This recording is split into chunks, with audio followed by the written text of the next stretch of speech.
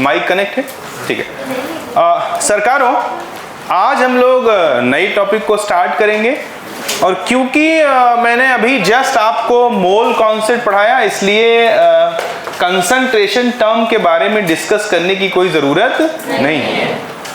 सीधे हम लोग टॉपिक को पढ़ेंगे, बहुत बेहतरीन वे में पढ़ेंगे, एक एक करके आप चीज़ों को समझते चलें।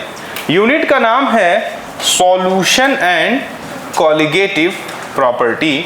तो सबसे पहले तो हमें इसी के बारे में मालूम होना चाहिए कि सॉल्यूशन किसको कहते हैं। तो सबसे पहले हेडिंग डाल दीजिए सॉल्यूशन।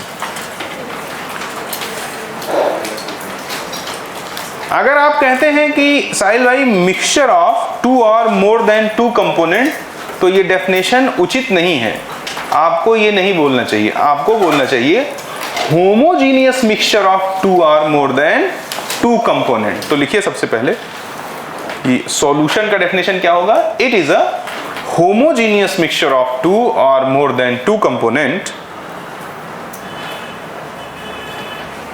इट इज अ homogeneous mixture of two or more than two component। लिख दिया इतना। अब सवाल पैदा होता है कि सर जी होमोजीनियस का क्या मतलब है। होमोजीनियस का मतलब है कि सॉल्यूशन के हर पॉइंट पे जो कंसंट्रेशन है वो यूनिफॉर्म हो।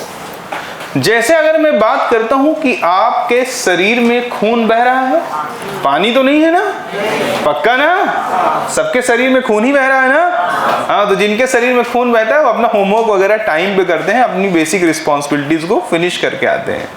अगर आपका ब्लड टेस्ट मैं करना चाहूं और मैंने पैर से थोड़ा सा खून ले लिया और फिर आप ही का ब्लड टेस्ट करना चाहूं और हाथ से थोड़ा खून ले लिया, और आप ही का ब्लड टेस्ट करना चाहूं और सर से थोड़ा खून ले लिया, और आप ही का ब्लड टेस्ट करना चाहूं और गले से थोड़ा खून ले लिया, क्या चारों ब्लड सैंपल की जो रीडिंग है वो अलग अलग आएगी? नहीं। जो भी हीमोग्लोबिन, जो भी कोलेस्ट्रॉल, जो भी आयरन कंटेंट, जो भी कुछ इनके खून में मौजूद है, बोलो, वो सबका कंसंट्रेशन सेम आएगा या सर वाले से ज्यादा आएगा, पैर वाले से कम आएगा? सेम आएगा। इसका मतलब है कि जो तुम्हारा ब्लड सैंपल है वो एक होमोजीनियस मिक्सचर है। होमोजीनियस मिक्सचर का मतलब होता है कि सॉल्यूशन के किसी भी हिस्से से उसको निकाला जाए तो कंसंट्रेशन कैसा आए? यूनिफॉर्म आए। यानी कि स्टार लगा के लिख दीजिएगा कि if the concentration is uniform throughout the solution, if the concentration is uniform throughout the solution, then it is called homogeneous mixture. Then it is known as, it is called homogeneous mixture. इतना लिख दिया सरकार? ठीक है। अब मैं एक basic level पे सभी बातों को बोलता हुआ धीरे धीरे आगे चलता हूं। जैसे हम लोग जानते हैं कि सॉल्यूशन आपका किससे मिलके बनता है बच्चों? सॉल्यूट से, सॉल्यूट से और सॉल्वेंट से। ठीक है सरकार, मेरे हमेशा जो सॉल्वेंट की मात्रा होती है वो सॉल्यूट से क्या होती है? ज्यादा। यानी कि अगर सॉल्यूट होगा X और सॉल्वेंट होगा Y, तो ये जो Y है इसको ग्रेटर देन होना पड़ेगा किससे? X के। आई बात समझ में? अब कोई बोले सर दोनों बराबर हो जाए तो किसको बोलेंगे कि सॉल्यूट, किसको बोलेंगे सॉल्वेंट? तो फोकट की बकवास बात है, उधर अपने एनर्जी को वेस्ट ना करें। हमेशा जो ज्यादा होता है वो क्या कहलाता है? सॉल्वेंट। उम्मीद करता हूं आपको समझ में आया होगा। ठीक है, साथ साथ लिखते भी चलें। कुछ इंपॉर्टेंट टर्म्स हैं, जैसे कि आपको कहीं सुनाई दे जाए बाइनरी सॉल्यूशन, बाइनरी, या तो इसका मतलब होगा उसमें कंपोनेंट कितने हैं? दो। अगर कहीं आपको इसी तरह से सुनाई दे दिया जाए टर्नियरी सॉल्यूशन, तो उसमें कितने कंपोनेंट हैं? Quaternary solution. कितने कंपोनेंट हैं? 4।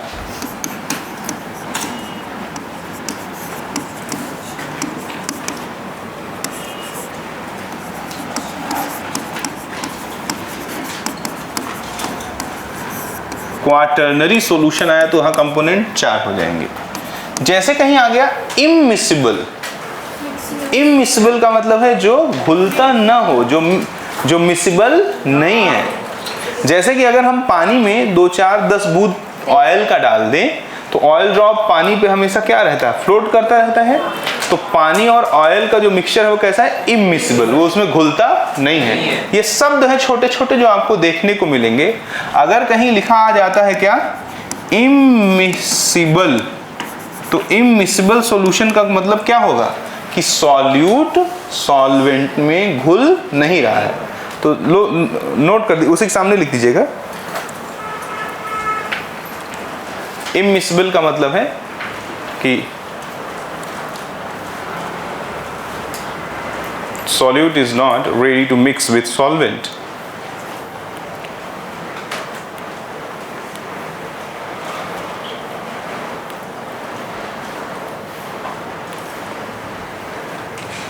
Solute is not ready to mix with solvent.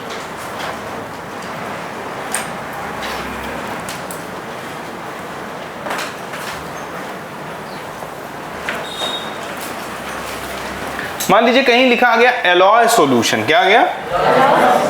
Alloy solution. Alloy solution की बात करें तो सभी लड़कियां गोल्ड वगैरह पहनती हैं। 100% गोल्ड रहता है उसमें? नहीं। उसमें कॉपर रहता है कि नहीं? हाँ। क्योंकि गोल्ड की डक्टिलिटी, मेलेबिलिटी बहुत ज़्यादा होती है। मान लो तुमने एक 5 लाख का डायमंड ले रखा है और उसको तुमने कहा कि क्योंकि मेरा डायमंड बहुत महंगा है इसलिए मैं उसको एकदम 100% 24 कैरेट गोल्ड में पहनूंगी। तो 24 गोल्ड जितना प्योर होगा उसकी डक्टिलिटी और मेलेबिलिटी उतनी। तो मान लो उसने डायमंड को पकड़ रखा है, बार बार तुम जेब में हाथ डालते हो, दोस्तों से हाथ मिलाते हो। मेरे जैसा कोई दोस्त होगा तो ऐसे से रगड़ दिया करेगा हमेशा जो उसकी पकड़ है। तो मेलेबल होगा, डक्टाइल होगा, यानी उसका होल्ड छूटने का चांस। एक टाइम पे आपका वो डायमंड का टुकड़ा कहीं रास्ते पे गिर जाएगा और आपका नुकसान हो जाएगा। इसलिए जितना महंगा डायमंड है उतना घटिया गोल्ड में उसको अगर डाला जाए तो उसके उसमें से निकलने के चांस क्या रहते हैं? कम रहते हैं। आई बात समझ में? तो अलॉय क्या है? अलॉय सॉल्यूशन भी होता है। अभी तो ये सब शब्द सुनते चलिए, इनको अभी धीरे धीरे करके एक एक करके एक्सप्लेन करते हैं। तो सरकारों, अभी मैंने सिर्फ इतनी देर में आपको सॉल्यूशन का डेफिनेशन बताया। सॉल्यूशन का डेफिनेशन बताने के साथ साथ ये बताया कि सॉल्यूशन किससे मिलकर के बना होता है। साथ साथ ये बताया कि होमोजीनियस का क्या मतलब है। उसके बाद मैंने कुछ टर्म्स बताए जो थ्रू आउट द यूनिट हमारे सामने आते जाएंगे। जैसे एक टर्म और आ जाएगा, मिसिबल। क्या आ जाएगा? मिसिबल। मिसिबल सॉल्यूशन का क्या मतलब है? कि मिक्स हुए हैं। समझे कि नहीं समझे? अब जरा देखना इधर, टाइप ऑफ सॉल्यूशन की बात करते हैं। ये इमेज एनसीईआरटी में ही दी हुई है। अगर टाइप ऑफ सॉल्यूशन की बात करें तो सॉल्यूशन को क्लासिफाई किया जाता है on the behalf of physical state. किसके बिहाफ पर? फिजिकल स्टेट के बिहाफ पे। तो लिखिएगा, solution is classified on the behalf of physical state of solute and solvent.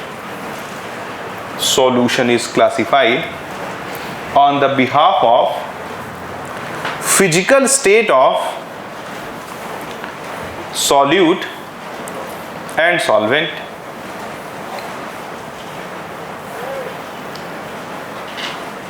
देखिए, वैसे तो फिजिकल स्टेट जो है 5 होते हैं, जानते हो? Solid, liquid, gas, plasma and Bose Einstein. ये हमारे लिए गर्व की बात है क्योंकि पहली बार आप भारतीय वैज्ञानिक का नाम सुन रहे होंगे, सत्येंद्र नाथ बोस। जो बोस-आइंस्टाइन स्टेट है मैटर का, वो उसकी खोज में रहे हैं बंगाल के साइंटिस्ट सत्येंद्र नाथ बोस। उन्हीं के नाम पे वो पड़ा हुआ है क्या? Bose Einstein state. बट हम 12th क्लास में पढ़ रहे हैं, 11 12th का सिलेबस है हमारा, तो 11 12th के सिलेबस में हमको जो है सिर्फ फंडामेंटल फिजिकल स्टेट के बारे में पढ़ना रहता है, जो कि कौन होता है, सॉलिड, लिक्विड और गैस। तो यहाँ जरा देखें, अगर आप गौरपूर्वक बातों को ऑब्जर्व करेंगे तो देखिए सॉल्वेंट एक बार क्या है, गैस, एक बार सॉल्वेंट क्या है, लिक्विड, और एक बार सॉल्वेंट क्या है, ठीक है। तो जब सॉल्वेंट जब गैस है तो एक बार उसमें क्या घोला जा रहा है, गैस, और फिर सॉल्यूट क्या हो जा रहा है, लिक्विड, फिर क्या हो जा रहा है, सॉलिड। तो इस प्रकार से 3 कॉम्बिनेशन बना। जब हम सॉल्वेंट को क्या रखे, गैस, और सॉल्यूट को क्या कर सकते हैं, सॉलिड, लिक्विड, गैस। बाकी 2 हमारे सिलेबस के पार्ट हैं नहीं।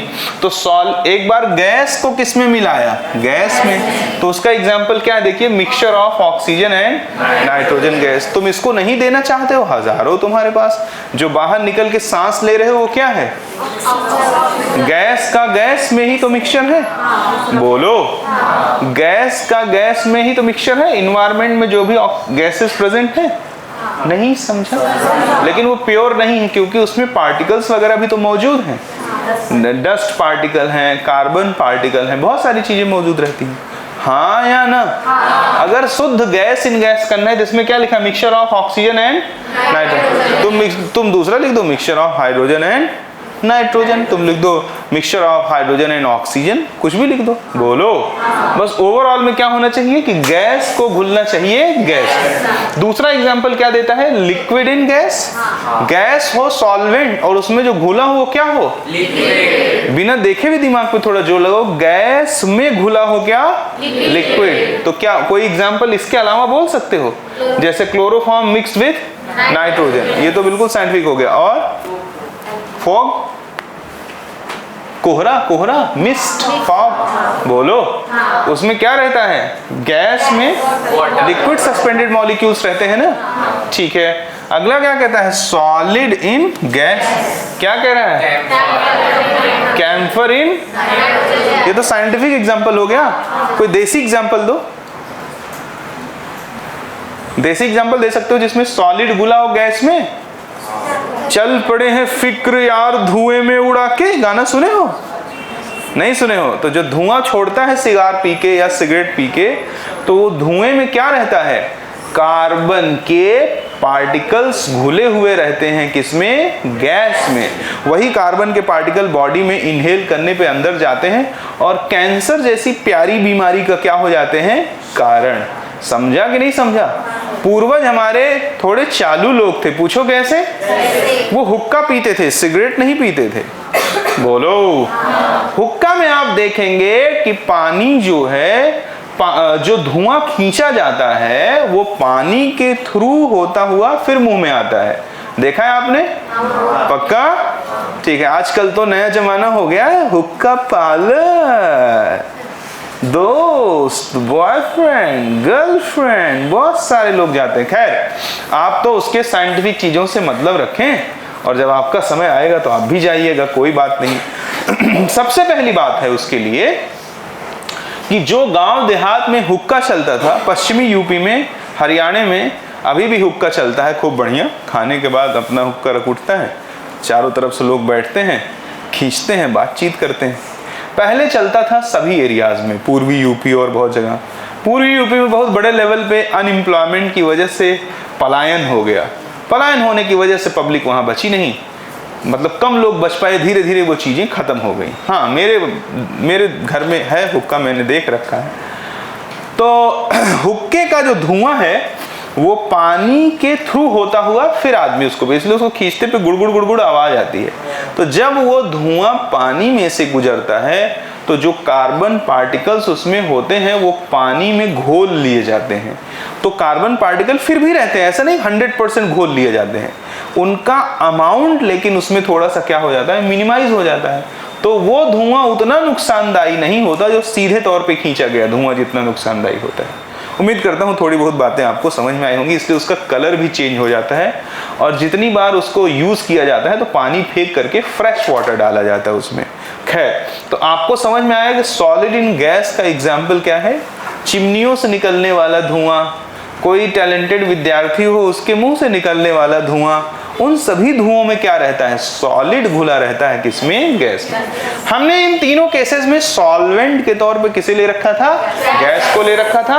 अब अगले 3 केस में सॉल्वेंट के तौर पे हम किसको ले लेंगे? लिक्विड को ले लेंगे। ठीक है, तो इस बार गैस को लिक्विड में डाल रहे हैं। क्या कर रहे हैं? गैस को लिक्विड में डालेंगे। तो जरा देखो कि यहां पर एग्जांपल क्या दिया है, dissolution of oxygen in water. बड़ा प्रोफेशनल सा एग्जांपल लग रहा है। कोई दूसरा बताओ जिसमें गैस घुला हो लिक्विड में। Cold drink, yes, cold drink पीते हो तो जैसे पीते हो ऐसी डकार आता है कि नहीं आता है? या उसको जब खोलते हो ढक्कन को एक आवाज आती है कि नहीं? हाई प्रेशर पे उसमें CO2 गैस क्या रहता है? डिसॉल्व रहता है। आगे पढ़ना है उसको, it is a part of our syllabus, Henry law. तो कोल्ड ड्रिंक, सॉफ्ट ड्रिंक्स जो हैं आपके, वो भी किसके एग्जांपल है? गैस इन सॉफ्ट ड्रिंक नहीं, हार्ड ड्रिंक भी। बियर जानते हैं? कहते नहीं सर मैंने तो सुना ही नहीं है। बियर जानते हैं? बियर में भी जब उसके ढक्कन को खोलते हैं लोग तो उसमें से आवाज आती है। ऐसे मैंने सुना है, देखा नहीं है।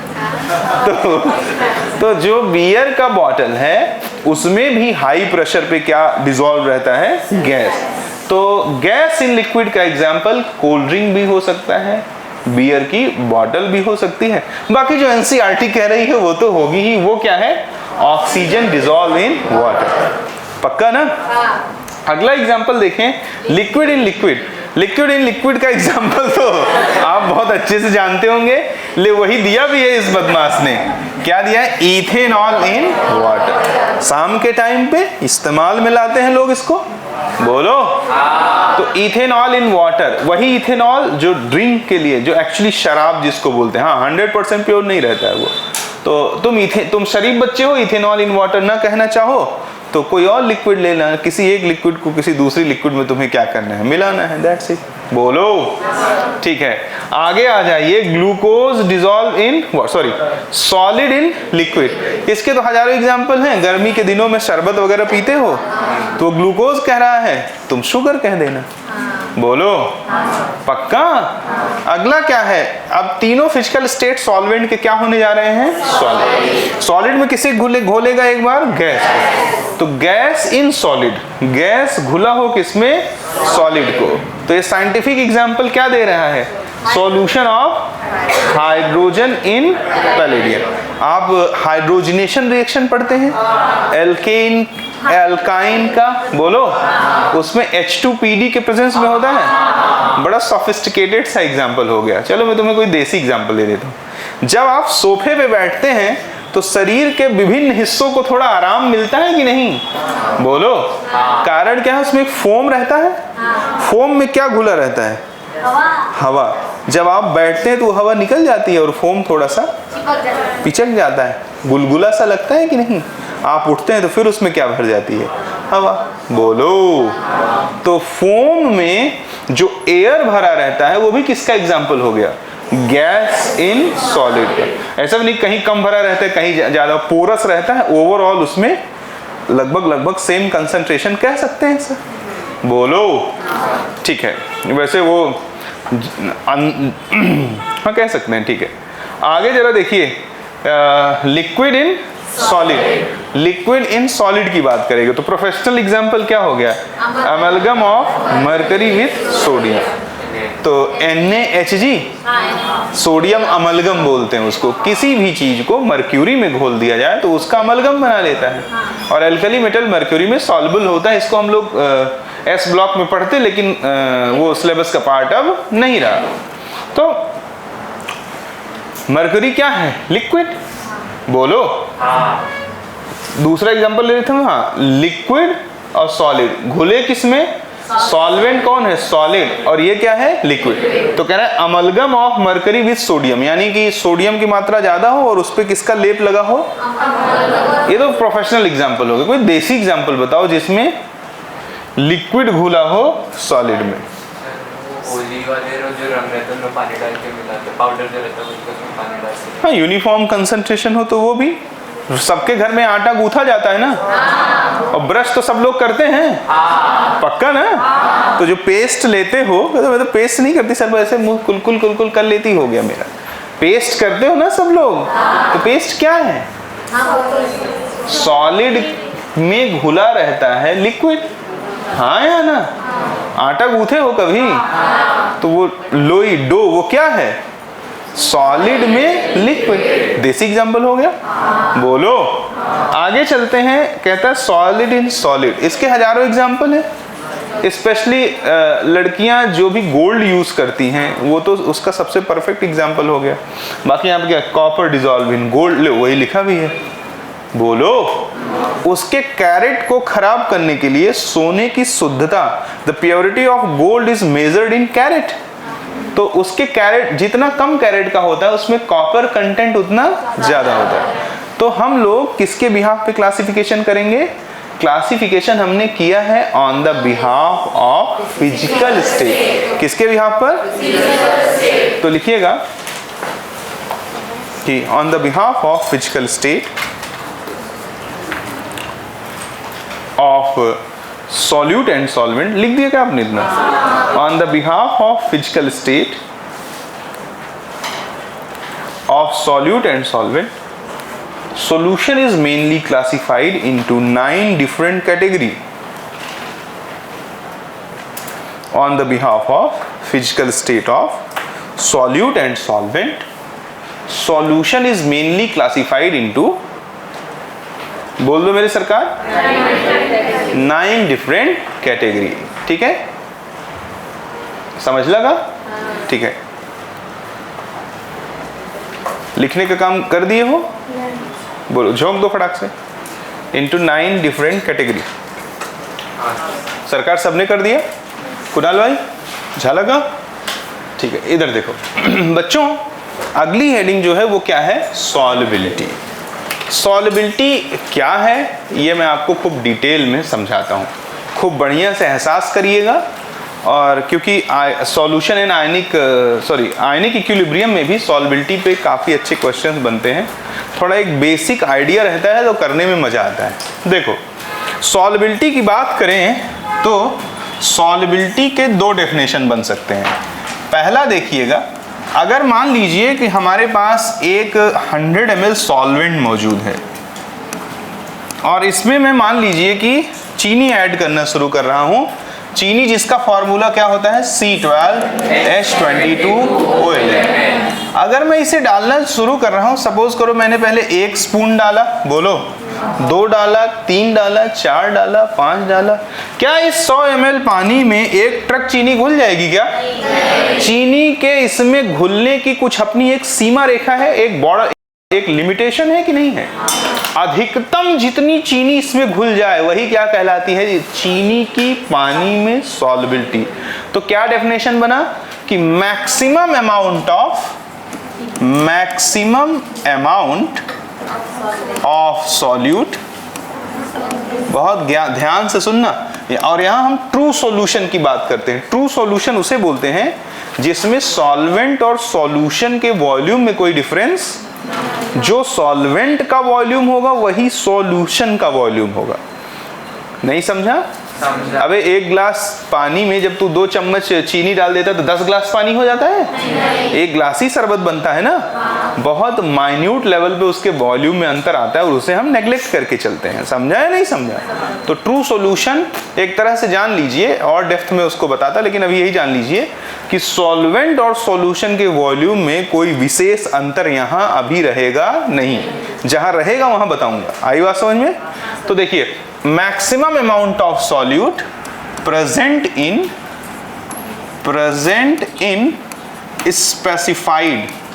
specified volume of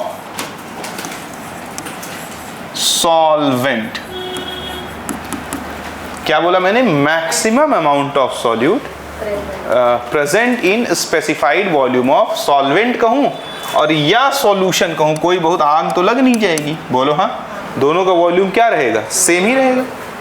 तो एक दिए गए सॉल्वेंट में अधिकतम कितना सॉल्यूट घुलता है वही उसका क्या कहलाएगा? क्या कहलाएगा? सॉल्यूट। यानी कि maximum amount of solute present in specified volume of solvent is called its solubility. अधिकतम कितना घुल सकता है, समझा या नहीं समझा? एक तो ये डेफिनेशन हो गया।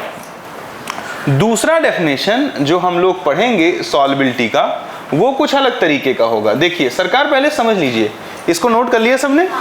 बोलो, ठीक है। तो अब जरा देखिए दूसरा डेफिनेशन। सॉल्युबिलिटी के बिहाफ पे सॉल्यूशन को 3 पर्टिकुलर हिस्से में क्लासिफाई किया गया है। पहला होता है अनसैचुरेटेड सॉल्यूशन, दूसरा होता है सैचुरेटेड सॉल्यूशन और तीसरा होता है सुपर सैचुरेटेड सॉल्यूशन। तो गौर पूर्वक करते चलिएगा, लिखिएगा कि on the behalf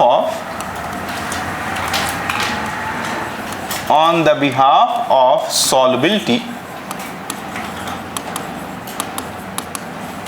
solution is mainly classified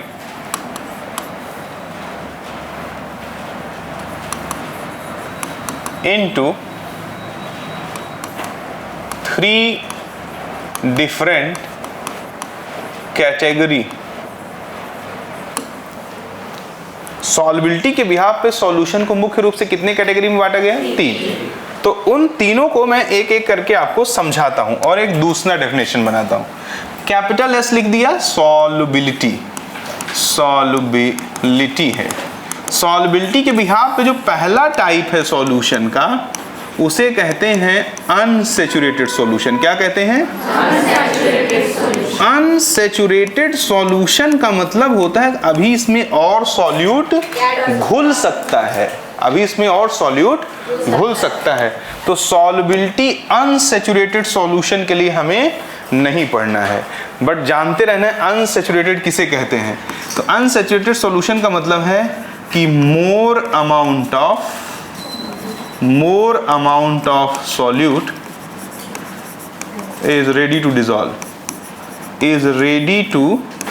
dissolve. उम्मीद करता हूं आप समझे होंगे। बातचीत की भाषा है कि अभी इसमें और सॉल्यूट घुल सकता है।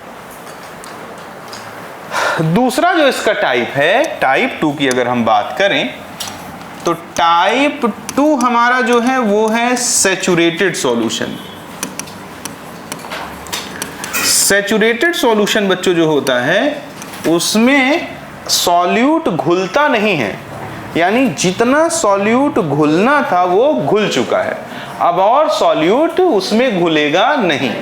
तो सैचुरेटेड सॉल्यूशन को अपन क्या बोलते हैं कि no more solute is ready to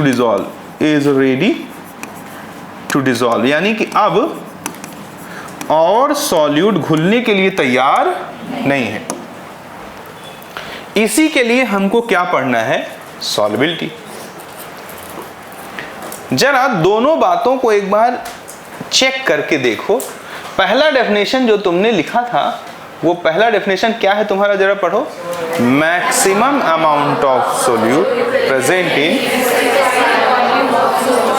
जब किसी सॉल्वेंट में अधिकतम सॉल्यूट घुल जाएगा, यानी कि जब वो सॉल्यूशन का रूप ले लेगा, जब अधिकतम घुल जाएगा इसका मतलब अब और घुलने के लिए तैयार नहीं। जब और घुलने के लिए तैयार नहीं है यानी कि यहाँ सॉल्यूशन क्या हो चुका है? सैचुरेट। बोलो, लैंग्वेज वही है, बात वही है, दो अलग अलग तरीके से कहा जा रहा है। जब वो कहता है कि maximum amount of solute present in specified volume of solution, बोलो पक्का ना? तो इसका मतलब क्या है? वो सॉल्यूशन क्या हो गया? सैचुरेटेड, क्योंकि मैक्सिमम अमाउंट कह रहा है ना, यानी और घुल नहीं सकता। तो इसका मतलब एकदम सिंपल सादा डेफिनेशन हम बना सकते हैं सैचुरेटेड सॉल्यूशन के लिए कि सैचुरेटेड सॉल्यूशन बनाने के लिए जितना सॉल्यूट लगता है एक्चुअली वही उसका सॉल्युबिलिटी होता है। क्योंकि सैचुरेटेड एक बार सॉल्यूशन सैचुरेट हो गया उसके बाद अब और सॉल्यूट घुलने के लिए तैयार नहीं। तो सॉल्युबिलिटी का जो दूसरा और सिंपल सादा डेफिनेशन बना वो क्या बना कि amount of solute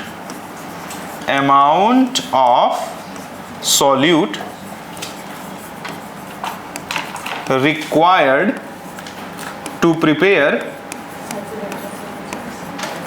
a saturated solution is called,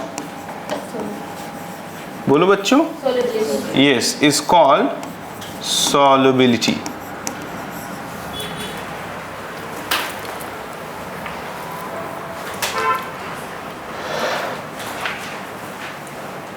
एक इंपॉर्टेंट बात हिट करूं, जब भी कभी सैचुरेटेड सॉल्यूशन बनता है तो एक इक्विलिब्रियम स्टेब्लिश हो जाता है।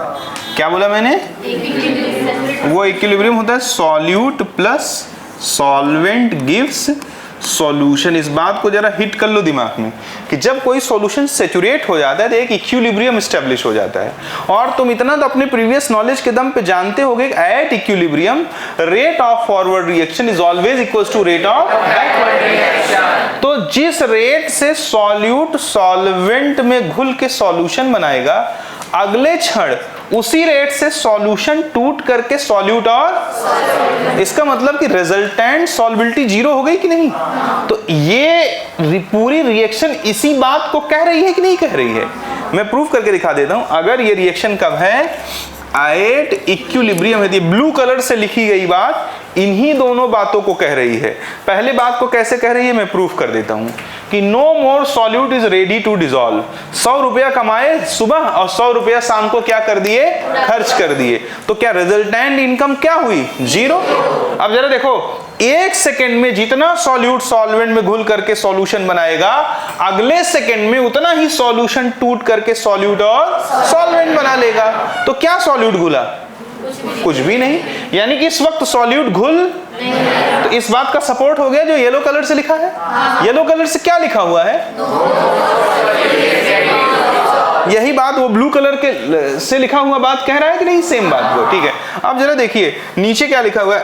Amount of solute required to prepare a saturated solution is called solubility. ये तो आप जानते ही, पक्का ना?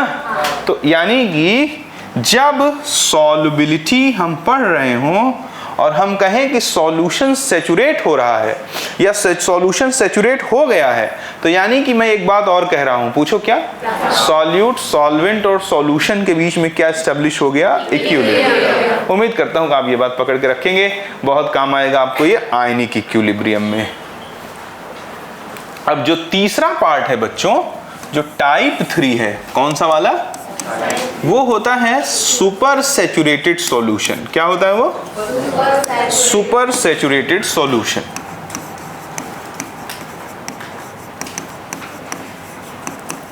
सुपर सैचुरेटेड सॉल्यूशन की अगर बात की जाए सरकारों, तो देखो, जब हमारे पास एक बार सैचुरेटेड सॉल्यूशन बन गया, सपोज करो कि यहां हमने सैचुरेटेड सॉल्यूशन बनाया चीनी और पानी का। किसका किसका?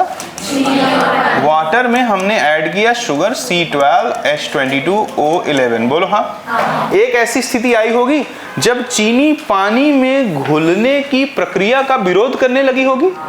बोलो। जब उसका डिसोल्यूशन बंद हो गया होगा। बोलो।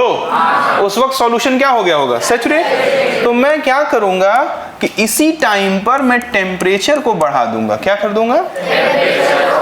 जैसे ही मैं टेम्परेचर बढ़ाया तो मैंने एक्सपेरिमेंटली चेक किया कि उसी सॉल्यूशन में जिसमें पहले सॉल्यूट घुलने में नाटक कर रहा था, अब उसी सॉल्यूशन में सॉल्यूट घुलने के लिए तैयार हो गया।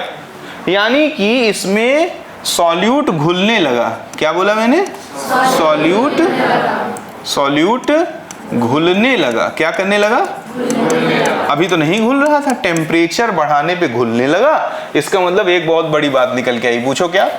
Solubility is the function of temperature. यानी कि तापमान बदल देने पर सॉल्युबिलिटी बदल जाती है। एक ही सॉल्यूट का एक ही सॉल्वेंट में अलग अलग टेम्परेचर पर घुलने की जो क्षमता है वो सेम नहीं है। वो कैसा है? अलग अलग। जलेबी तो सब लोग खाते होंगे। जलेबी को पहले वो छानता है ऑयल में, और छानने के बाद वो उसको एक चीज में डिप कराता है, जिसे अलग अलग जगहों पर अलग अलग नाम देते हैं। जिसे यूपी में जो है चाशनी बोल देते हैं, जिसे महाराष्ट्र में पाक बोल देते हैं। वो जो पाक है, जो चाशनी है, वो हमेशा देखो तो आग पे रखी रहती है या मैक्सिमम टाइम हाई टेम्परेचर पे रखा रहता है, क्योंकि जैसे ही वो उसको ठंडा करेगा तो उसमें चीनी की जो अधिक मात्रा घुली हुई है वो प्रेसिपिटेट करके बाहर आ जाएगी और सॉलिड फॉर्म में बाहर आ जाएगी। तो क्या जो जलेबी है वो धक्का मार के अंदर घुसेगी, वो उसमें डिप हो पाएगी? वो उसमें डिप नहीं हो पाएगी। जब डिप नहीं हो पाएगी तो वो अपने अंदर जो मिठास है उसको भर नहीं पाएगी। आई बात समझ में? ठीक है, तो जो पाक होता है is actually super saturated solution of water as well as sugar. Is that clear? ठीक है, तो ये टेम्परेचर बढ़ाने पे बनता है सुपर सैचुरेटेड सॉल्यूशन। इसमें थोड़ा सा और सॉल्यूट क्या रहता है? घुला रहता है। अब मान लो कि 30 डिग्री पे इसमें मान लो 10 ग्राम चीनी घुला था और तुमने 35 डिग्री टेम्परेचर कर दिया, 15 ग्राम घुल गया। तो फिर जब 35 से 30 जाएगा तो जो एक्स्ट्रा 5 ग्राम घुला हुआ है वो क्या कर जाएगा? प्रेसिपिटेट कर जाएगा। उम्मीद करता हूं कि समझ में आपको आया होगा। पक्का? तो सॉल्बिलिटी के बिहाफ पे सॉल्यूशन कितने प्रकार के होते हैं? कौन कौन से? अनसैचुरेटेड भी सॉल्बिलिटी के डेफिनेशन को प्रेडिक्ट करने के लिए perfect solution. Super saturated solution भी सॉल्बिलिटी के डेफिनेशन को बोलने के लिए परफेक्ट केस। लेकिन जो सैचुरेटेड सॉल्यूशन है वो सॉल्बिलिटी के डेफिनेशन को प्रेडिक्ट करने के लिए, बोलने के लिए, बताने के लिए, समझाने के लिए परफेक्ट केस है। उम्मीद करता हूं आपको इतनी बात समझ में आई होगी। पक्का? ठीक है, तो नोट कर लीजिए। हमने क्या पढ़ा है? हमने पढ़ा है कि सॉल्बिलिटी के बिहाफ पे सॉल्यूशन कितने प्रकार के होते हैं। पीछे हमने देखा था फिजिकल स्टेट के बिहाफ पे सॉल्यूशन कितने प्रकार के थे। इस बार हमने देखा सॉल्बिलिटी के बिहाफ पे सॉल्यूशन कितने प्रकार के हैं, और उसमें से जो मेरे काम का था उस पे ज्यादा जोर दिया, बाकी का डेफिनेशन बता के कल्टी मार दिया मैंने। बोलो, बट मैंने कोशिश किया कि आपको अच्छे से बता दिया जाए। इतनी बात उम्मीद करता हूं कि आपको अच्छे से समझ में आई होगी। अच्छे से समझ में आई है? पक्का? ठीक है प्यारे सरकार, ये आपने लिख दिया कि solubility is the function of temperature. अगर इसको आपने लिख दिया कि solubility is the function of temperature, तो एक चीज और जान लें, यूनिट सॉल्बिलिटी का जो यूनिट है वो क्या होता है? मैक्सिमम मोल पर लीटर, या कभी कभी वो क्या मिल जाएगा किस फॉर्म में? ग्राम पर लीटर के फॉर्म में मिल जाएगा। और अगर किसी की सॉल्बिलिटी जो है वो greater than or equal to 0.1 मोल पर लीटर है तो उसे एप्रिसिएबली सॉल्युबल माना जाएगा, यानी ठीक ठाक सॉल्युबल। ऐसा नहीं किसी की अच्छी सॉल्बिलिटी होने के लिए उसको 1000 किलोग्राम घुलना पड़ेगा 1 लीटर में। अगर किसी की सॉल्बिलिटी, बहुत इंपॉर्टेंट डेटा है, क्योंकि आयनिक इक्विलिब्रियम में एक क्वेश्चन बनता है जिसमें दो वैल्यूज को कंपेयर करके नेग्लेक्ट करना पड़ता है। अगर तुमने मैथमेटिकली खोला तो फंस जाओगे। हर साल नीट में एक क्वेश्चन आता है केएसपी से, वहां आपको ये डेटा बहुत हेल्पफुल होगा। अभी आप इसको केवल सुने और ये ध्यान रखने की कोशिश करें कि क्या, कि अगर किसी की solubility greater than or equal to 0.1 दिखाई देती है, it means it is appreciably soluble. ये ठीक ठाक, मतलब एप्रिसिएबल मतलब समझते हो ना, वाहवाही भर का सॉल्युबल है। तो सामने लिख दीजिएगा, it means it is appreciably soluble.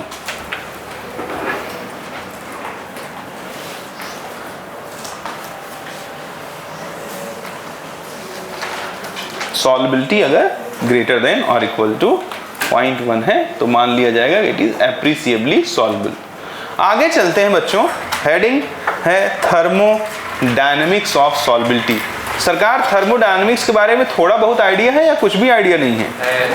मतलब एक स्पॉन्टेनियस किसे कहते हैं, नॉन स्पॉन्टेनियस किसे कहते हैं, जानते हो? ठीक है, फिर भी मैं बता देता हूं। जो भी कुछ अपने आप हो जाए उसे स्पॉन्टेनियस कहते हैं। जैसे कि एक पेड़ से फल टूटेगा तो नीचे गिरेगा अपने आप, या जो भी कुछ है उसके पीछे कारण वो परमात्मा है, इंसान नहीं। जिसका कारण इंसान होगा वो सब नॉन स्पॉन्टेनियस है। जैसे उदाहरण के तौर पे, अगर एग्जाम्पल के तौर पे बात करें तो पानी ऊपर से कहां आता है? नीचे। इंसान ससुरा मोटर लगा दिया, पानी कहां से चला जाएगा? नीचे से ऊपर। जैसे कि एक कप चाय या कोई भी गर्म चीज एटमॉस्फेयर में रखोगे तो क्या हो जाएगा? ठंडा। इंसान गैस जला देगा, और ठंडा चीज क्या हो जाएगा? गर्म। तो जो भी कुछ अपने आप हो जाए वो क्या है? स्पॉन्टेनियस। और जो भी कुछ कराया जाए वो क्या है? Non spontaneous. तो प्यार लोगों को हो जाता है, प्यार क्या है? स्पॉन्टेनियस। और शादी कराई जाती है, तो शादी क्या हो गया? नॉन स्पॉन्टेनियस, अप्राकृतिक है। और प्रेम जो लोग कर बैठते हैं वो क्या है? Spontaneous. It is simply natural. हाँ या ना? ऐसा मैं नहीं कहता, ऐसा साइंस कह रहा है, मनोविज्ञान कहता है। तो देखें, थर्मोडायनामिक्स के बारे में जब हम बात करेंगे तो आपको बहुत केयरफुल रहना पड़ेगा, क्योंकि थोड़ा डेप्थ में बात करेंगे। सपोज करिए कि हमारे पास एक सॉल्वेंट है और उसको मैं B से डिनोट करता हूं। किससे डिनोट करता हूं? B। और इसमें मैं किसी एक सॉल्यूट A को ऐड कर रहा हूं। कोई समस्या? जैसे ही मैं किसी सॉल्यूट को किसी सॉल्वेंट B में डालूंगा तो 3 स्थितियां एक्सपेरिमेंटल बेसिस पे पैदा होंगी, या थ्योरेटिकल बेसिस पे 3 स्थितियां पैदा होंगी। एक्सपेरिमेंटल पे 2 ही होती हैं। नहीं ऐसा नहीं, एक सेकेंड।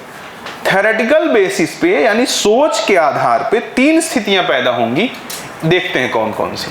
सबसे पहले केस 1, A और A के बीच यानी सॉल्यूट और सॉल्यूट के बीच में कुछ अट्रैक्शन लग रहा होगा, और B और B के बीच यानी सॉल्वेंट और सॉल्वेंट के बीच में भी क्या लग रहा होगा? कुछ अट्रैक्शन।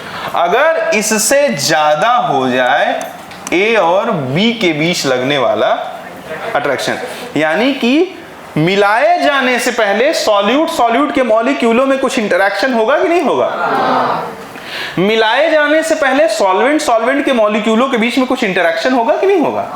कितना %? जब मिला दोगे तो सॉल्यूट सॉल्वेंट में इंटरेक्शन शुरू हो जाएगा कि नहीं हो जाएगा? तो अगर वो सॉल्यूट और सॉल्वेंट के बीच लगने वाला फोर्स सॉल्यूट सॉल्यूट और सॉल्वेंट सॉल्वेंट से क्या हो जाए? ज्यादा। एक केस ये हो गया।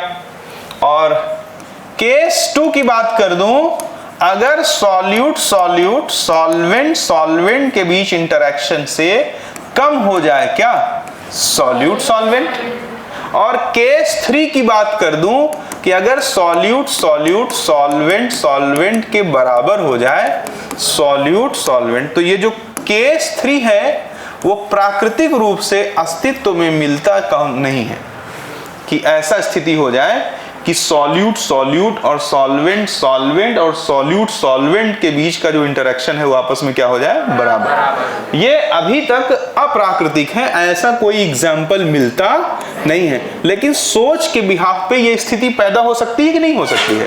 तो मैं इसको रूल आउट करता हूं, ये आपको देखने को मिलेगा नहीं। बाकी जो 2 स्थितियां हैं वो आपको देखने को मिलेंगी। केयरफुल रहिए, ध्यान से सुनिए मैं क्या बोल रहा हूं। देखें, आपको मैंने पहले भी बता रखा है कि पूरे पृथ्वी पर जहां भी कहीं अट्रैक्शन लगता है वहां एनर्जी रिलीज होती है, और वो प्रोसेस एक्सोथर्मिक होता है। यह बात अगर आप नहीं जानते हैं पहले से तो आप जानिए, जहां अट्रैक्शन होगा वहां एनर्जी रिलीज होगी and the overall process will be exothermic. अब यहां जब तुमने A को B में डाला, इसका मतलब एनर्जी क्या हुई? रिलीज, क्योंकि यहां पे क्या लगा? अट्रैक्शन। तो ध्यान पूर्वक देखना, एक एक करके जो मैं बोलूंगा। अगर मैं पहला पॉइंट बोलूं कि यहां पे क्या लगा? अट्रैक्शन बढ़ा ना? बोलो हाँ। अट्रैक्शन बढ़ेगा जब, तो पूरी दुनिया में हर जगह एनर्जी क्या होगी? रिलीज। अबे इससे पता लग रहा है ना कि A और B के बीच लगने वाला फोर्स इससे ज्यादा, इसका मतलब क्या हो गया? अट्रैक्शन बढ़ गया। कन्विंसिंग फैक्ट है कि नहीं? अगर अट्रैक्शन बढ़ा तो इंथैल्पी क्या होगा? इंथैल्पी नेगेटिव होगा, लेस देन 0 होगा। इंथैल्पी नेगेटिव होगा, या अपन कह सकते हैं कि डेल एच लेस देन 0 होगा। बोलो हाँ, दहाड़ के बोलो हाँ। तो अगर डेल एच लेस देन 0 होगा तो प्रोसेस कैसा होगा? एक्सोथर्मिक। कैसा होगा? एक्सोथर्मिक। यानी ऐसी स्थिति में जो डिसोल्यूशन की प्रक्रिया है वो एक्सोथर्मिक होती है। एक रिलेशन लिख रहा हूं, del G is equals to del H minus T del S. अब ऐसा तो कोई नहीं होगा जो इसे देखा ना हो, माने या ना माने। अगर 11वीं 12वीं पढ़ के आ रहा है तो वो इस रिलेशन को देखा होगा, del G equals to del H minus T del S, जहां पे डेल एस है चेंज इन एंट्रोपी, जो रिप्रेजेंट करता है रैंडमनेस को। किसको रिप्रेजेंट करता है? अगर इस क्लास में किसी माँ के पास एक बच्चा है और किसी माँ के पास जुड़वा बच्चा है, तो किसके घर में रैंडमनेस ज्यादा होगा? कोई इधर कुछ गिराता रहेगा, कुछ इधर खटर पटर करता रहेगा कि नहीं? मान लीजिए कि मेरे पास कोई सॉलिड फॉर्म में है, सपोज करिए कि वी हैव कैल्शियम कार्बोनेट। क्या है हमारे पास? कैल्शियम कार्बोनेट है, सॉलिड फॉर्म में है, मैंने हीट कर दिया, ये कैल्शियम ऑक्साइड और कार्बन डाइऑक्साइड गैस में बदल गया। बोलो हाँ। कैल्शियम ऑक्साइड सॉलिड होता है, बाईं तरफ सॉलिड था, गर्म किया तो सॉलिड और गैस दोनों बन गया। तो गैस के मॉलिक्यूलों की भागने की इधर उधर tendency in compare to solid क्या होता है? इसलिए हम कह रहे हैं फॉरवर्ड डायरेक्शन में रैंडमनेस बढ़ता है, और जब रैंडमनेस बढ़ता है तो चेंज इन एंट्रोपी पॉजिटिव होती है। क्या होती है? पॉजिटिव होती है। अगर मैं ऐसा कोई रिएक्शन लिख दूं, हाइड्रोजन है और ऑक्सीजन है, ये आपस में रिएक्ट करके H2O लिक्विड का फॉर्मेशन कर रहे हैं। यहां पर अगर आप देखिए तो ये गैस है और ये क्या है? गैस है। इससे क्या बन के तैयार हो गया? H2O लिक्विड बन के तैयार हो गया। बोलो हाँ। अगर H2O लिक्विड बन के तैयार हो गया तो गैस के भागने का चांस ज्यादा होगा या लिक्विड के? यानी ओवरऑल अगर मैं फॉरवर्ड डायरेक्शन में जाऊं तो मैं देख पा रहा हूं कि यहां पे एंट्रोपी, आवाज नहीं आई, एंट्रोपी कम होगी तो डेल एस नेगेटिव माना जाता है, यानी लेस देन जीरो, यहाँ ग्रेटर देन जीरो। यानी अगर इस बात को समझे कि नहीं समझे? हाँ। अगर किसी रिएक्शन में एंट्रोपी बढ़ रही होगी तो डेल एस क्या होगा? Greater than zero. और अगर किसी रिएक्शन में एंट्रोपी घट रही होगी तो वहां डेल एस क्या होगा? एंट्रोपी कब बढ़ रही है, कब घट रही है, ये दोनों बातें आपको समझ में आती हैं? ठीक है, क्लास में डिस्कनेक्ट मत होइएगा। मेरी क्लास का यही सबसे बड़ा राज है कि आप अगर डिस्कनेक्ट हुए तो थोड़ा आपको आगे समझने में समस्याएं होंगी। कनेक्ट रहिए, ध्यान पूर्वक सुनते रहिए, एकदम अच्छे से समझा देंगे, ये गारंटी है।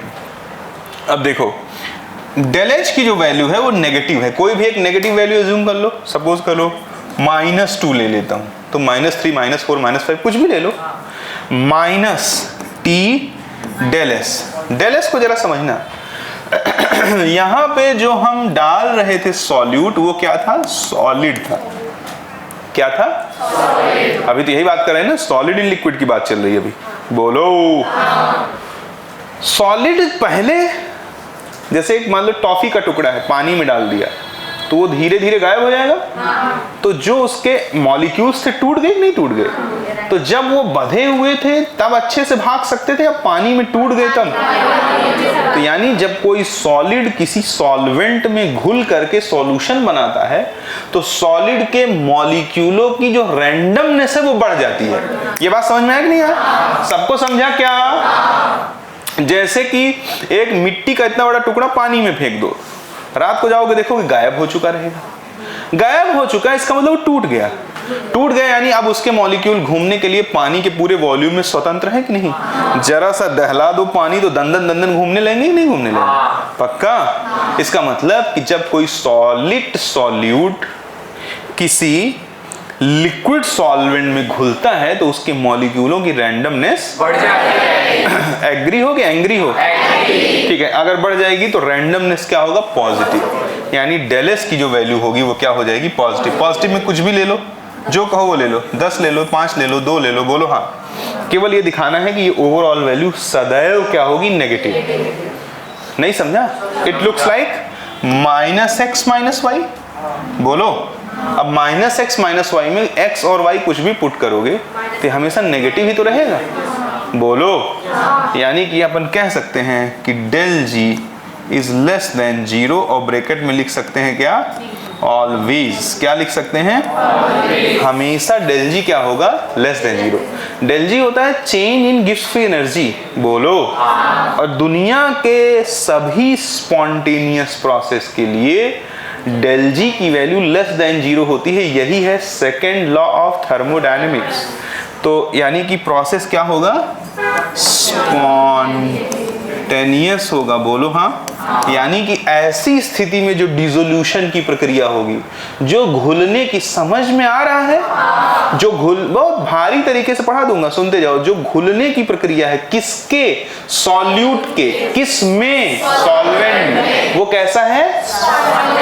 स्पॉन्टेनियस मतलब अपने आप। वहां तुम्हें कुछ कीड़ा करने की जरूरत, केवल सॉल्यूट उठाओ, सॉल्वेंट में डालो, दंदन दंदन वो घुल जाएगा।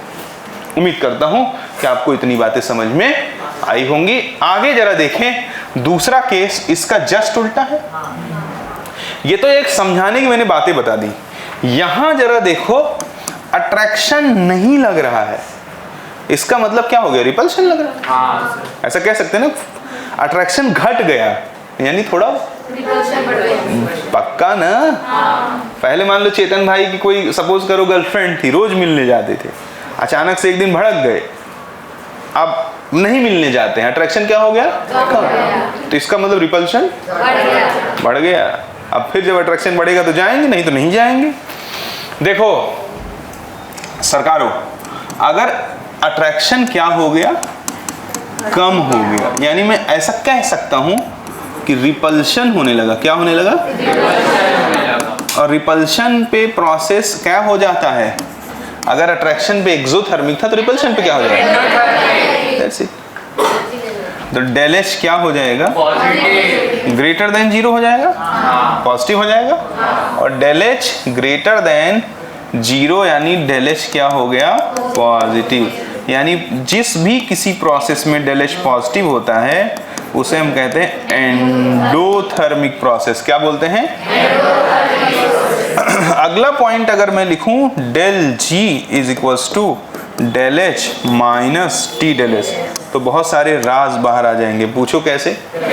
देखो डेल एच इस बार पॉजिटिव है और डेल एस हमेशा पॉजिटिव होगा, क्योंकि जब भी कोई सॉलिड सॉल्यूट किसी लिक्विड सॉल्वेंट में घुलेगा तो उसके मॉलिक्यूल्स जो आपस में एसोसिएटेड थे वो टूट जाएंगे और ढेर सारे वॉल्यूम में घूमने के लिए स्वतंत्र हो जाएंगे, तो उनकी जो रैंडमनेस है वो बढ़ जाएगी। Means del S will be always positive if we are adding solid solute in liquid solute. आगे के केसेस के लिए बोलूंगा। तो यहां मैं कह सकता हूं कि ये प्लस है और ये माइनस। तो प्लस और माइनस वाली वैल्यू तो पॉजिटिव, नेगेटिव, जीरो कुछ भी हो सकती है। तो देखो केस, यहां पे मैं केस लगाता हूं। केस ए देखो, अगर mod of del H, mod का मतलब समझते हो? मैग्नीट्यूड। मॉड वो गली है जहां से गुजरने पे लोग पॉजिटिव हो जाते हैं। मॉड ऑफ डेल एच अगर बड़ा हो mod of T del H से, तो पॉजिटिव वाली वैल्यू नेगेटिव वाली वैल्यू से क्या हो गई? बड़ी। यानी कि हमेशा बड़े में से छोटा घटाओगे तो ओवरऑल वैल्यू क्या आएगी? बड़ी आएगी। यानी कि बड़ी आएगी, यानी डेल जी हमेशा ग्रेटर देन 0 आएगा। और डेल जी जब जब ग्रेटर देन 0 होगा तब तब प्रोसेस कैसा होगा? Non spontaneous. बोलो हाँ। यानी यहां पर जो डिसोल्यूशन की प्रक्रिया है इट इज नॉट गुड, वो अपने आप नहीं होगी। समझा कि नहीं समझा? वो एंडोथर्मिक है, उसे हीट लगेगी तब जाकर के वो घुलेगा। समझे क्या? पक्का है? काहे रो रही है? समझा कि नहीं समझा? यहां पे एंडोथर्मिक है, ऐसे डाल दोगे तो तुरंत के तुरंत घुल, थोड़ा गर्म कर दोगे तो आसानी से घुल जाएगा। अभी प्रूफ कर देता हूं उसको। दूसरा केस लगाता हूं, केस बी। ये सबको समझा क्या किया हूं कि नहीं बे? पक्का? डेल एच क्या आया है? पॉजिटिव। डेल एस भी क्या आया है? Means this value something like x minus y. तो x माइनस वाई तो पॉजिटिव या नेगेटिव दोनों हो सकती है, जीरो भी हो सकती है। तो अगर केस बी में mod of T del S बड़ा हो जाए किससे? मॉड ऑफ डेल एच से, यानी इधर वाली वैल्यू से क्या हो जाए? बड़ी। तो जब बड़ी हो जाएगी तो डेल जी लेस देन 0, क्योंकि जो घट रहा है वो बड़ा है। 2 में से 3 घटाओगे तो क्या आएगा? -1 कि +1 आ जाएगा? सबको ये तो मालूम होगा ना, ठीक है। तो ऐसी प्रोसेस में डेल जी लेस देन 0 आ जाएगा, और जिसके लिए डेल जी, बोलो हाँ। अब टी डेल एस कब बढ़ेगा? जब तुम टांग ऊपर कर लोगे सर नीचे, नहीं, जब टेम्परेचर, तो ये तो थोड़ी देर पहले बोला कि टेम्परेचर बढ़ाना पड़ेगा। यहाँ प्रोसेस एंडोथर्मिक, हाई टेम्परेचर पे प्रोसेस क्या हो जाता है? स्पॉन्टेनियस। जैसे 20 डिग्री पे कोई चीज नहीं घुल रही है, वही पानी 50 डिग्री पे कर दिए तो घुलने लगी। तो 50 डिग्री पे जो स्पॉन्टेनियस है, जरूरी नहीं कि वो 20 डिग्री पे भी स्पॉन्टेनियस होगा। At 20 degree it may be non spontaneous, and if we are increasing temperature of this particular solution, then it may become spontaneous if it follow this particular case. नहीं समझा? पक्का? यानी कि अलग अलग टेम्परेचर पर एक ही सॉल्यूशन का व्यवहार अलग अलग हो सकता है। केस सी कर दें, अगर T डेल एस बराबर हो जाए तो डेल जी किसके बराबर है? तो रिएक्शन इक्विलिब्रियम पे होगा। इक्विलिब्रियम पे डेल जी हमेशा 0 होता है ना, कि जिस रेट से फॉरवर्ड जा रहा होगा उसी रेट से सॉल्यूशन सेचुरेट हो चुका होगा। नहीं समझा? कितना %? 100%। तीसरा केस प्रामाणिक रूप से प्रैक्टिकल लेवल पे अगर ऑब्जर्व किया जाए तो नेचर में अवेलेबल ऑलमोस्ट नहीं के बराबर है। तो ये दो चीजें जो मैंने बोला, इसके पीछे जैसे मैंने आपको समझाने की कोशिश की, अगर आप डिस्कनेक्ट होके सुने होंगे तो नहीं समझेगा, बट अगर आप कनेक्ट होके सुने होंगे तो आई एम डैम श्योर आपको समझेगा, अच्छे से समझेगा, अच्छे से सीख मिलेगा। फिर भी मैं आपको एक पूरा मौका देता हूं, आप कुछ भी पूछना चाहें तो पूछ सकते हैं।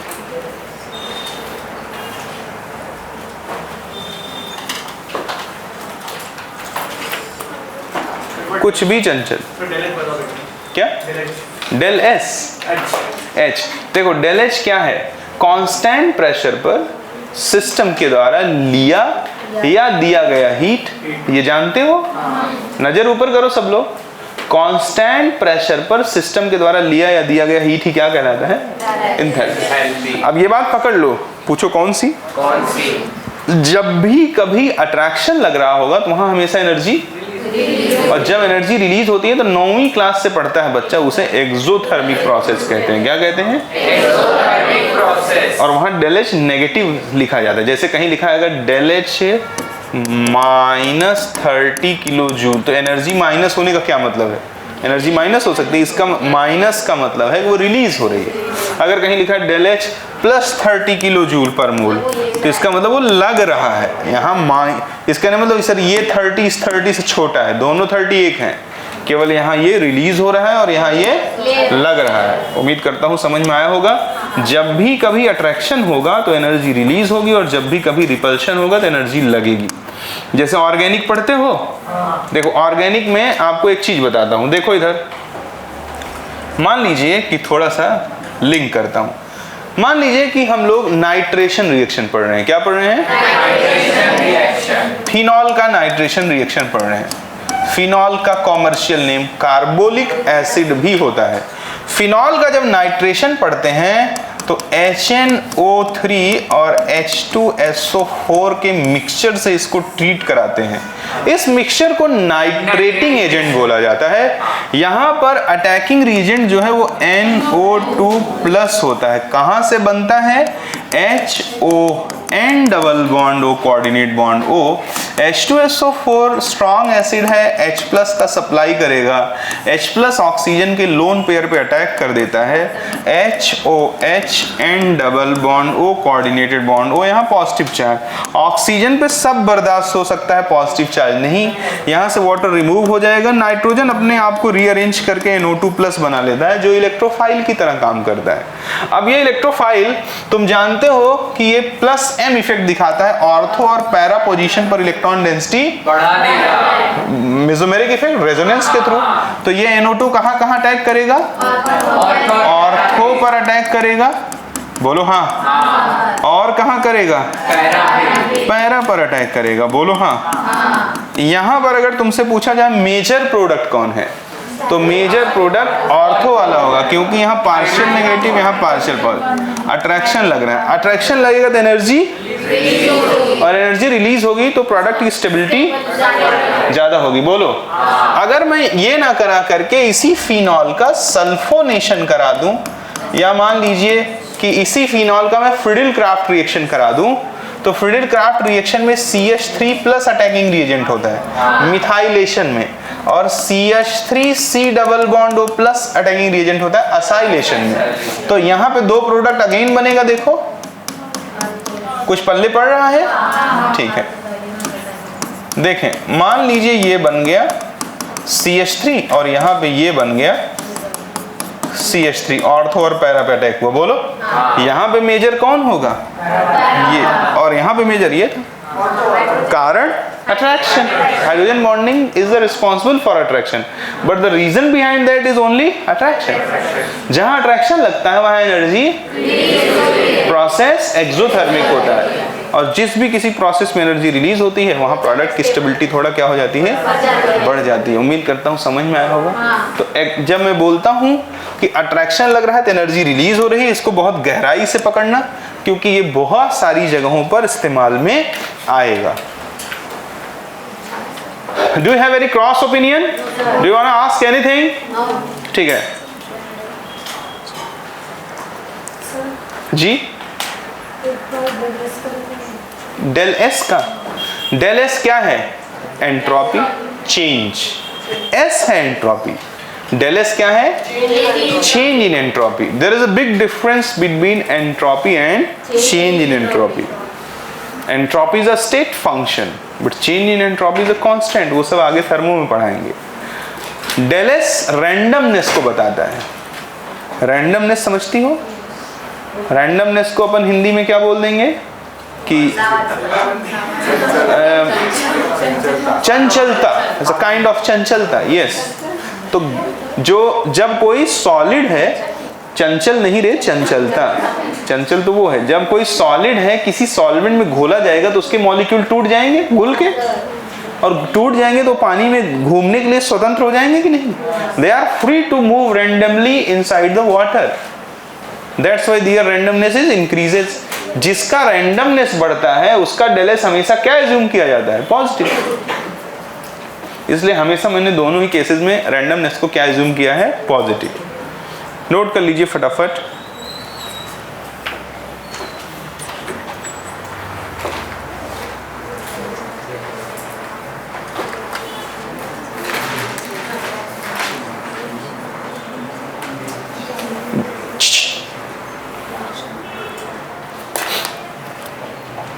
मिश्रा जी कुछ पूछना चाहते हो?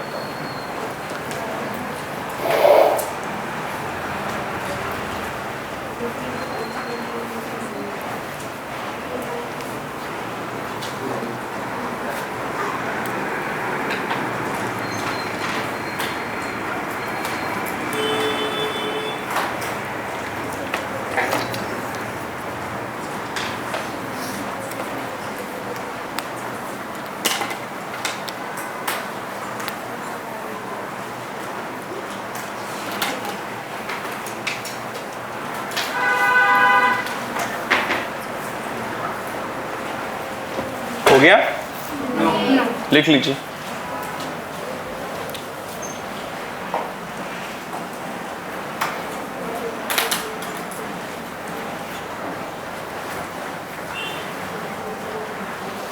जो बोलेंगे उसको गहराई से सुनना और बात को समझने की कोशिश करना।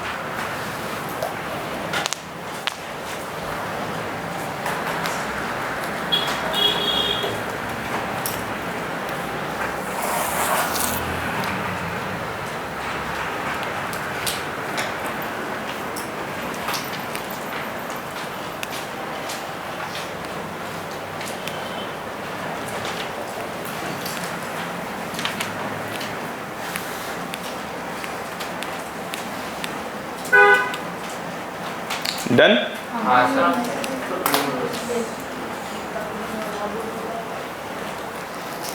देख लो चलो।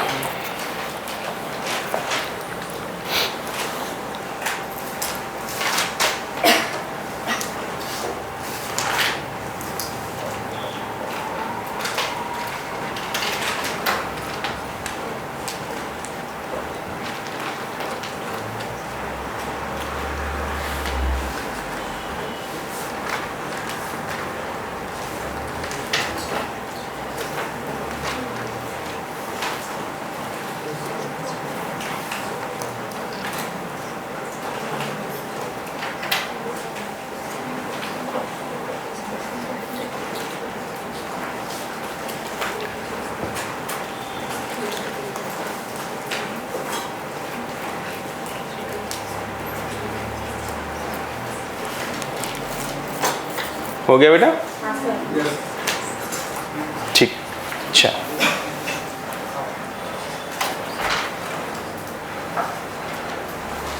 अब हम लोग पढ़ेंगे किसकी? Solubility of solid in liquid. Heading डाल दीजिए, solubility of solid in liquid. Depth में डिलीवर करेंगे बात को, इसलिए डिस्कनेक्ट होने से पहले जान लेना कि समझ में नहीं आएगा। Solubility of solid in liquid, किसे घोल रहे हो? सॉलिड को। किस में घोल रहे हो?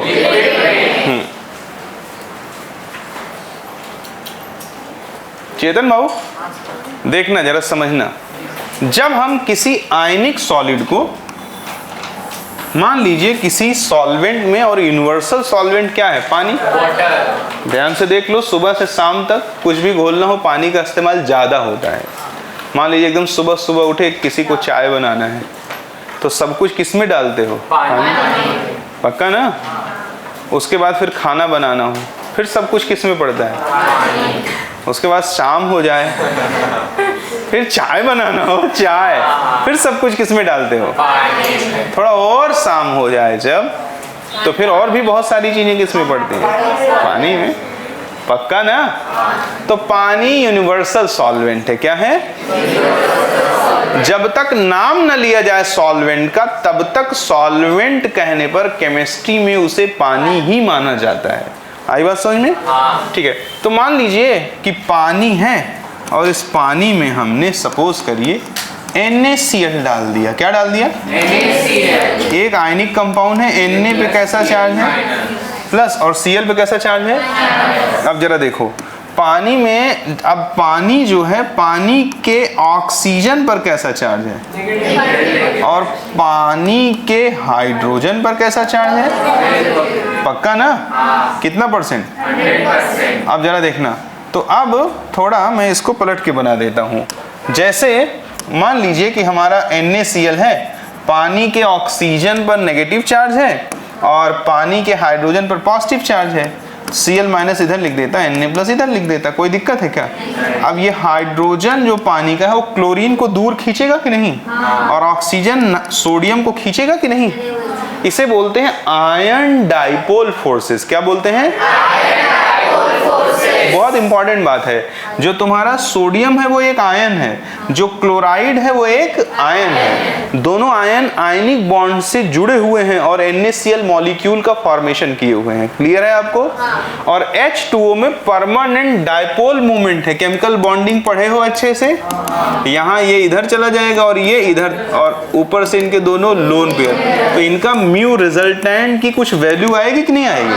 तो जिनके पास परमानेंट डाइपोल होता है वो पोलर होते हैं। क्या होते हैं? पोलर। तो इस फोर्स का बहुत एक गहरा नाम है, जानते रहिए। इस फोर्स को क्या बोलते हैं? Ion dipole force. क्या बोलते हैं? Ion dipole force. पक्का? तो खींचेगा तो इसको तोड़ देगा कि नहीं?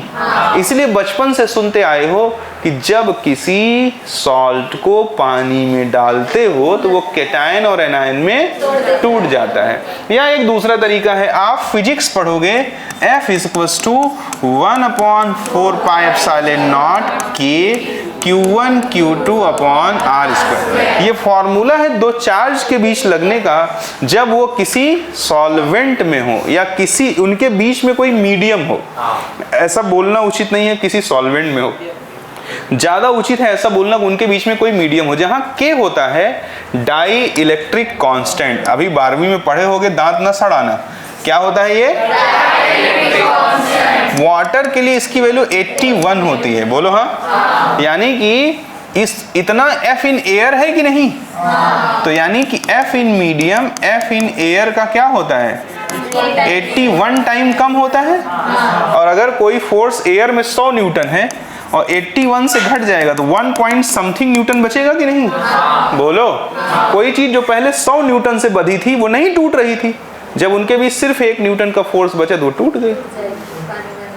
अबे बोल ना, कितना %? हाँ। तो इन दोनों बातों से मैं एक ही चीज कन्विंस करूंगा कि जब किसी आयनिक सॉलिड को किसी लिक्विड सॉल्वेंट में डालते हैं तो वो आयनिक सॉलिड अपने केटायन और एनायन में टूट जाता है। क्या आपको इससे कोई असहमति है? बोलो। जब वो टूटता है तो वो घुलता है, कोई चीज टूटेगा नहीं तो घुलेगा क्या? इतना बड़ा मिट्टी का टुकड़ा पानी में फेंक दो, सुबह फेंके थे, शाम को भी वो टुकड़ा इतना ही बड़ा है, तो पानी कहीं से भी पी सकते हो, क्योंकि ये इस बात का प्रमाण है कि कोई भी मिट्टी का पार्टिकल उस टुकड़े में से निकल के पूरे पानी में कहीं भी नहीं फैला है। क्योंकि अगर मिट्टी का पार्टिकल उस टुकड़े में से निकल के पानी में फैलता तो मिट्टी के टुकड़े की साइज कम होती। क्योंकि साइज कम नहीं हुई है, इसका मतलब उसमें से कोई भी मिट्टी का पार्टिकल निकला नहीं है। अगर कोई चीज ब्रेक नहीं होगा तो वो घुलेगा कैसे? क्या कन्विंस हो? दहाड़ के? ठीक है। अगर ये टूटा तो इसका मतलब अब घुलने की प्रक्रिया शुरू होगी।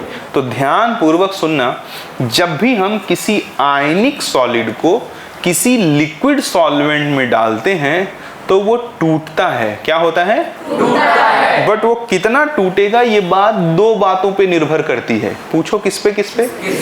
पहला निर्भर करती है लैटिस इंथैल्पी पे। किस पे? मुझे लगता तो नहीं कि आपको मालूम होगा व्हाट इज लैटिस इंथैल्पी। और दूसरा डिपेंड करती है हाइड्रेशन इंथैल्पी से। किस पे डिपेंड करती है? रिपीटर के बच्चे हो और अगर मेरी बात सुन लोगे तो भला हो जाएगा तुम्हारा, नहीं सुनोगे तो मैं कोशिश करूंगा कि तुम मेरी बात सुनो। दो बातों पे उसके टूटने का हिसाब डिपेंड करता है। कितनी बातों पे? मैं बहुत अच्छे से आपको कन्विंस कर सकता हूं। पहले आप इन दोनों बातों का मतलब समझ लो। एक तो लैटिस इंथैल्पी पे डिपेंड करता है और एक हाइड्रेशन। लैटिस इंथैल्पी किसे कहते हैं? एक मोल आयनिक सॉलिड को, किसको? एक मोल आयनिक सॉलिड को करस्पॉन्डिंग कैटायन और एनायन में तोड़ने के लिए जितनी एनर्जी लगती है इसको लैटिस इंथैल्पी, यानी लैटिस इंथैल्पी में एनर्जी लग रही है। देखना ध्यान से, जैसे कि मान लीजिए कि NaCl का एक मोल है, इसको तोड़ेंगे Na+ और Cl, और बोलना है किस फॉर्म में होना चाहिए इसे? गैसियस। एक मोल आयनिक सॉलिड को करस्पॉन्डिंग गैसियस कैटायन और एनायन में तोड़ने, करस्पॉन्डिंग मतलब समझ लो जिससे मिलके वो बना हुआ है, में तोड़ने के लिए जितनी एनर्जी लगती है वही क्या कहलाती है? लैटिस इंथैल्पी कहलाती है। क्या कहलाती है? बताओ, इसका लगना जरूरी है, क्योंकि अगर ये लगा नहीं तो ये टूटेगा नहीं। ये टूटेगा नहीं तो क्या ये खाक घुलेगा? बोलो। अब जैसे ही टूटेगा तो ये गैसियस फॉर्म में टूटा ना। पानी के अंदर तुम जाओ तो क्या सूखी निकल के आओ सकती हो? कोई चुड़ैल समझेगा तुम्हें? भाई कोई नॉर्मल इंसान पानी में गया और बाहर आया तो भीगेगा कि नहीं? ये पानी की प्रॉपर्टी है, वो उसे भिगो देगा। किसी भी सॉल्वेंट की एक प्रॉपर्टी होती है, जैसे मान लो मैं इन्हें जो है ले जा करके एक टैंक में डुबो दूं, उसमें मोबिल ऑयल रखा हो, तो इनकी बॉडी को चारों तरफ से कौन चिपक जाएगा? Mobil oil. इनको मैं एक बार एक टैंक में डुबो दूं जिसमें पानी भरा हुआ, तो इनकी बॉडी में चारों तरफ से क्या लग जाएगा? इनको मैं एक कमरे में घुसेड़ दूं जिसमें सिर्फ डस्ट ही डस्ट है, तो इनकी बॉडी में क्या लग जाएगा? यानी सराउंडिंग्स जिसमें आप जाते हैं वो आपको चारों तरफ से घेर लेता है।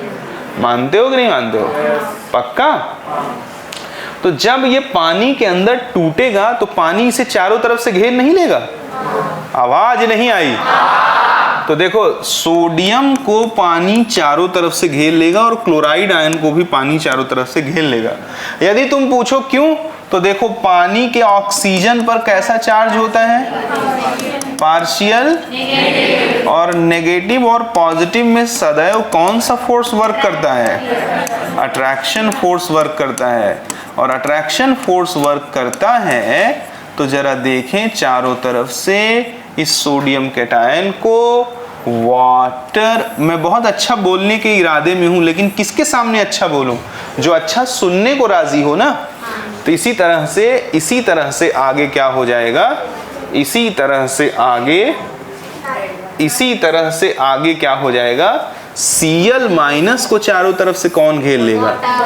वाटर का हाइड्रोजन। कौन घेर लेगा? वाटर का हाइड्रोजन। एक बना दिया, बाकी तुम एज्यूम कर सकते हो। ऐसे ढेर सारे कौन है? वाटर, जिनका हाइड्रोजन उसको चारों तरफ से क्या कर रखा है? घेर रखा है। ऐसा होगा कि नहीं होगा? तुम पानी में घुस जाओ, तुम्हें पानी चारों तरफ से घेर लेगा? बोलो। तो सोडियम और क्लोराइड आयन को क्यों नहीं घेरेगा? वो तो और कन्विंसिंग है, चार्ज्ड हैं, इनको तो घेरेगा ही घेरेगा। नहीं समझा? अब आगे सुनना। 1 मोल केटायन या 1 मोल एनायन को, रिपीट, 1 मोल केटायन या 1 मोल एनायन को पानी जब चारों तरफ से घेर ले, तो उस प्रोसेस में रिलीज होने वाली एनर्जी को बोलते हैं हाइड्रेशन एंथैल्पी। क्या बोलते हैं? Hydration enthalpy. नहीं समझा? समझा। फिर से बोल के बताओ, अगर समझा तो एक आदमी बोल के बताएगा। चलो तुम बताओ। 1 मोल केटायन और 1 मोल एनायन को पानी में घुलने के लिए जितनी एनर्जी रिलीज होती है, हाँ, उसको जब पानी चारों तरफ से घेर लेता है तो जितनी एनर्जी रिलीज होती है उसे क्या बोलते हैं? बहुत हरामी बात है। अभी इसको मैं तुम्हें और डेप्थ में ले चलता हूँ, केवल ध्यान पूर्वक देखते चलो। थोड़ा सा इनऑर्गेनिक का भी चस्का लगा देता है इसमें। देखो, ये बात समझ में आई क्या? तो यहाँ एनर्जी क्या होगी? रिलीज होगी। उसे क्या बोलते हैं अपन? Hydration enthalpy. क्या कहते हैं? पक्का? चंचल नौकरी ढूंढने गई, इनको नौकरी मिली भुट्टी बोरी में, और इनकी सैलरी है 30,000 रुपया। यहाँ से आना जाना खर्चा लगता है 50,000 रुपये। करेंगी? नहीं। करोगी वो नौकरी? पक्का ना? ठीक है। अब इनकी एक नौकरी लगी 50,000 रुपये की, जहाँ आना जाना हो जाता है 5,000 में, बगल में है घर के, तो वो उस नौकरी को इसके पीछे का कारण प्रॉफिट, और लॉजिकल होना चाहिए। प्रॉफिट कोई बुरी बात नहीं है। सुगमता, सहजता, सरलता, प्रॉफिटेबल प्रोसेस। अब जरा देखना, ये जो लैटिस एंथैल्पी है और जो हाइड्रेशन एंथैल्पी है, इसके सम को ही बोलते हैं एंथैल्पी ऑफ सॉल्यूशन। इसी के सम को क्या बोलते हैं? जानते रहिए। अब जरा देखें, ये एंडोथर्मिक प्रोसेस है। यहाँ एनर्जी लगती है, बोलो हाँ। क्या होती है? और यहाँ एनर्जी मिलती है, बोलो हाँ। क्योंकि एनर्जी रिलीज होती है ना। अब यहाँ अट्रैक्शन लगेगा तो एनर्जी रिलीज होगी कि नहीं?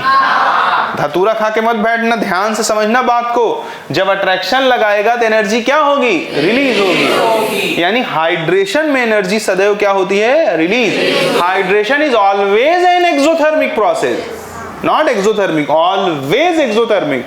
क्लियर? ठीक है। अब मान लो कि अगर कहीं जो लग रही है वो है 50 किलो जूल, बोलो हाँ, और जो मिल रही है वो है 30 किलो जूल, तो ये प्रोसेस फायदे का है घाटे का? तो मॉलिक्यूल टूटेगा नहीं, क्योंकि वो तो अपना फायदा ढूंढेगा ना। नहीं समझा? पक्का? और कहीं मान लो लग रही है 30 किलो जूल और मिल रही है 50 किलो जूल, तो मॉलिक्यूल टूट जाएगा, क्योंकि ओवरऑल प्रोसेस उसके लिए क्या हो जाएगा? स्टेबल। प्लीज हाँ कह दीजिए। ये बहुत कन्विंसिंग सी बात है। यानी कि किसी मॉलिक्यूल का पानी के अंदर टूटना, वो भी बेहतर तरीके से टूटना, 2 बातों से निर्धारित होता है। लैटिस एंथैल्पी से, जब हाइड्रेशन एंथैल्पी ज्यादा होगा लैटिस एंथैल्पी से, मींस अगर हाइड्रेशन एंथैल्पी ज्यादा है किससे? तो it is perfect suitable condition for appreciable solubility. ऐसी स्थिति में मॉलिक्यूल अच्छे से घुल जाएगा, और जब यानी कि यहाँ सॉल्बिलिटी अच्छी होगी। और अगर जो है हाइड्रेशन एंथैल्पी की वैल्यू छोटी हो गई किससे? तो यहाँ पे सॉल्बिलिटी कम हो जाएगी। बोलो, अगर कोई तुमसे पूछे what is the best condition for the solubility, तो क्या बोलोगे? जो मिल रहा था चंचल को वो जो लग रहा था उससे क्या है, ज्यादा। अब ये मत कहना सर -50 तो सर 30 से छोटा होता है। बे साले, ये रिलीज एनर्जी है, समझा कि नहीं समझा? पक्का ना? ठीक है, कितना %? हाँ, ठीक है। तो उम्मीद करता हूँ इतनी बातें आपको समझ में आई होगी। अब कुछ एकदम से बवासीर बातें बोल देता हूँ जो शायद आपको थोड़ा मदद करें। बोलना चाहिए कि नहीं मैं तो नहीं जानता, बट बोल देता हूँ। देखो, ये बहुत बवासीर है, हाइड्रेशन एंथैल्पी।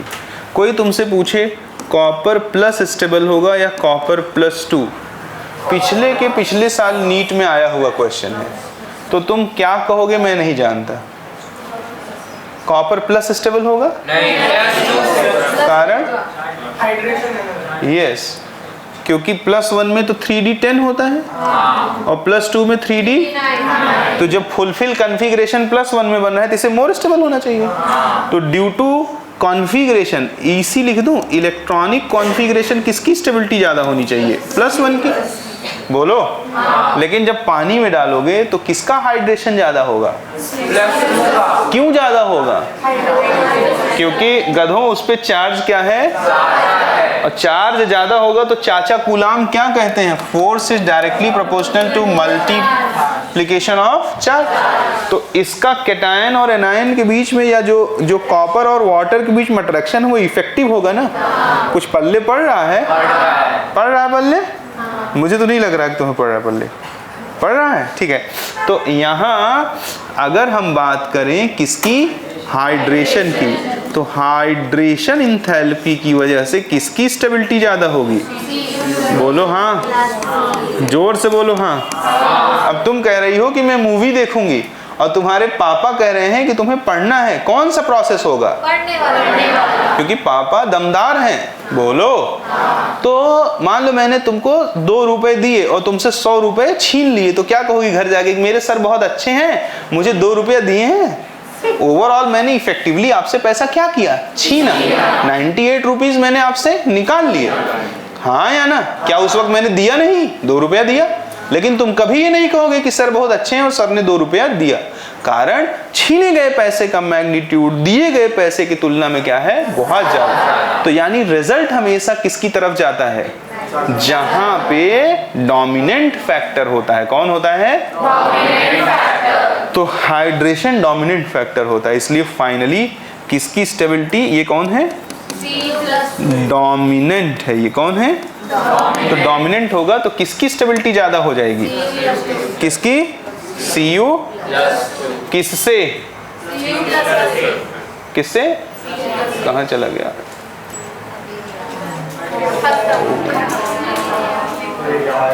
कोई बात नहीं, कोई बात नहीं। एक परफेक्ट सा नोट्स भेज दूंगा, काफी अच्छा सा। आज के लिए इतना पर्याप्त है।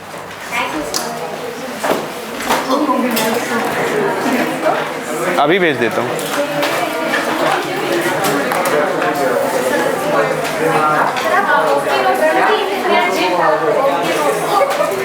नहीं, और अच्छी